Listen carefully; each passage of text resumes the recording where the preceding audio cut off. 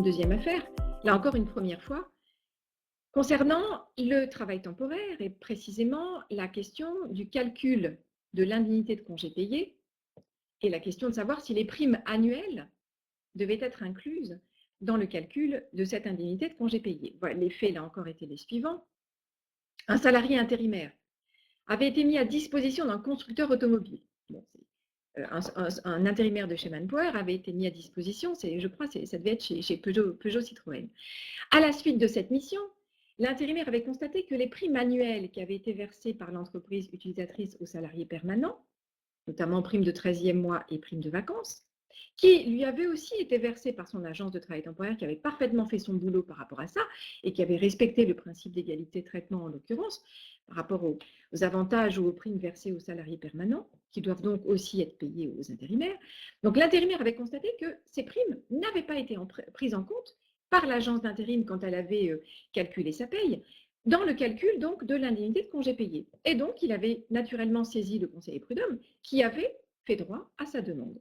Donc, question, parce que vous vous doutez que Manpower n'avait pas été d'accord avec la position donc, des prud'hommes, question, les primes annuelles doivent-elles être incluses dans le calcul ou dans l'assiette plutôt des congés payés? Alors, il n'y a pas souvent des arrêts sur la paye dans ces webconférences, mais là, le sujet me paraissait intéressant parce que justement, c'est la première fois qu'on en parle. Donc, Isabelle, le 13e mois n'est pas inclus dans le 10e légal et la prime de vacances s'intègre, s'appuie sur ce 10e. Donc, non, mais il faut voir si les primes annuelles sont exceptionnelles ou pas. Isabelle, prise en compte obligatoire. Les autres, dites-moi. Frédéric, oui, ce sont des éléments de rémunération. Isabelle, je dirais non car les primes s'appuient déjà partiellement sur les congés. Gaëlle, à prendre en compte.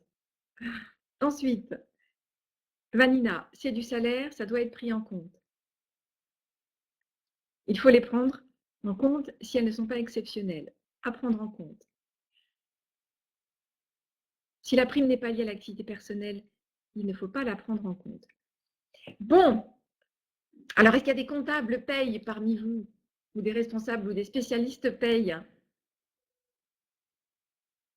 Isabelle, pour le 13e mois, c'est du légal non inclus.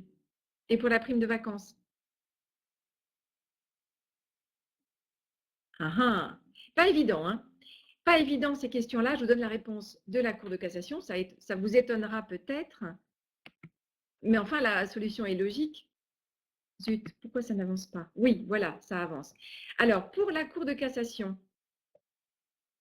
les primes en question étaient allouées pour l'année entière et elles avaient pour objet de rémunérer des périodes de travail et de congés réunies. Par conséquent, nous dit la Cour de cassation, pour la première fois donc, s'agissant d'une affaire propre au travail temporaire, ces primes ne devaient pas être incluses dans l'assiette de calcul de l'indemnité compensatrice de congés payés versée par l'agence de travail temporaire aux salariés intérimaires. Exactement, Isabelle, c'est la logique de paye, absolument. Le fait de les inclure, à l'inverse, hein, si la Cour de cassation nous avait donné une position contraire, et donc si on nous avait dit que ces primes devaient être incluses dans l'assiette de calcul des congés payés, cela aurait créé une inégalité de traitement entre les salariés permanents et les intérimaires, c'est-à-dire une inégalité finalement inversée. Parce que pour les salariés permanents, effectivement, la prime de 13e mois et la prime de vacances n'est pas incluse dans l'assiette de calcul des congés payés. Et donc, pourquoi cela aurait-il dû être le cas pour les intérimaires? Donc, la Cour de cassation n'est pas allée dans ce sens. Effectivement, on est bien, comme nous dit Isabelle, sur une logique de paye.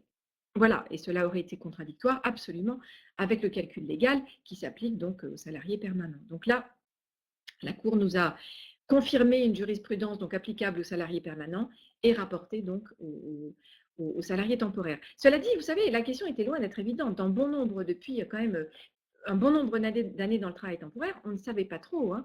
Et concrètement, c'était soit l'un, soit l'autre. Il y avait des agences qui calculaient, qui prenaient en compte ces primes dans le calcul des congés payés, d'autres pas, mais tout en se demandant un beau jour ce qui allait leur tomber dessus suite à un contentieux. Et donc là, la Cour de cassation est tranchée, donc je pense que ça va largement comment dirais-je, sécuriser certaines pratiques déjà en cours dans bon nombre d'agences de travail temporaire. Est-ce qu'il y a des personnes qui font partie du travail temporaire parmi vous, là, aujourd'hui? Dites-moi. Parce que c'est un secteur que j'aime beaucoup, le travail temporaire. C'est mes premières amours. Oui, oui, c'est vrai. J'ai fait mes armes dans le travail temporaire. Bon, vous répondez pas, c'est qu'il n'y a personne. Dommage.